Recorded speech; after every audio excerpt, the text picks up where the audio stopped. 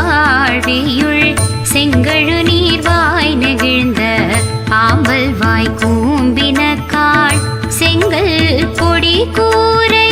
வெண்பல் தவர் தங்கள் திரு கோயில் சங்கிடுவான் போ தந்தார் எங்களை முன்னம் எழுப்புவான் வாய் பேசும் நங்காய் எழுந்தீராய் நாடாதாய்